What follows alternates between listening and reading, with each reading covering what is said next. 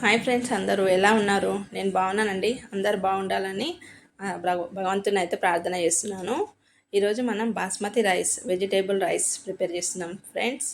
దానికి బాస్మతి రైస్ని half an hour ముందు వాష్ చేసి వాటర్ వేసి పక్కకు ఉంచుకోవాలి.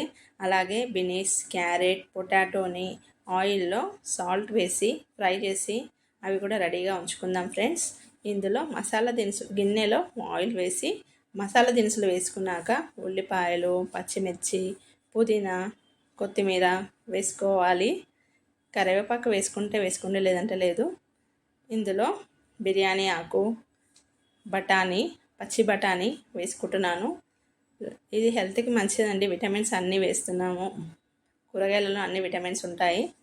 పిల్లలు ఎట్లాగో తింటారు. ఈ బఠానీ ఫ్రై అయినప్పుడు ఇందులో ఫ్రెష్ అల్లం వెల్లిపాయ పేస్ట్ వేసుకోవాలి.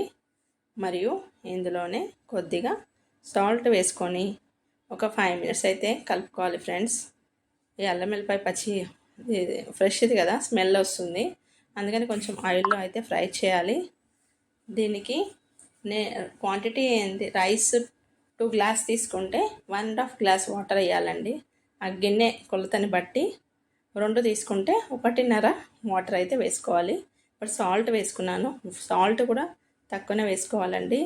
ఎక్కువ వేసుకుంటే మరి కర్రీస్తో ప్రాబ్లం అవుతుంది. కర్రీ కాంబినేషన్తో తింటాం కదా, అందుకనే వాటర్ కన్సిస్టెంట్ చూసుకోవాలి, కరెక్ట్గా వేసుకోవాలి.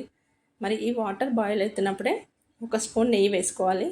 దాంతో రైస్ అనేది పుల్లగా వస్తుంది, బాగుంటుంది. ఇది కొంచెం పొంగొచ్చే వరకు అయితే వాటర్ పోసుకొని మూత పెట్టేద్దాం.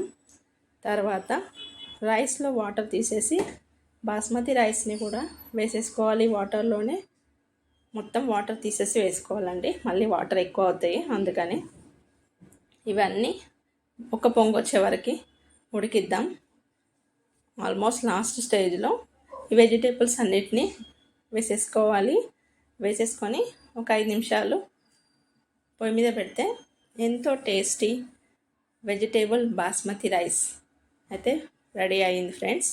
వీడియో నచ్చితే లైక్ చేయండి, షేర్ చేయండి, సబ్స్క్రైబ్ చేయండి friends. Thanks for watching. Have a nice day.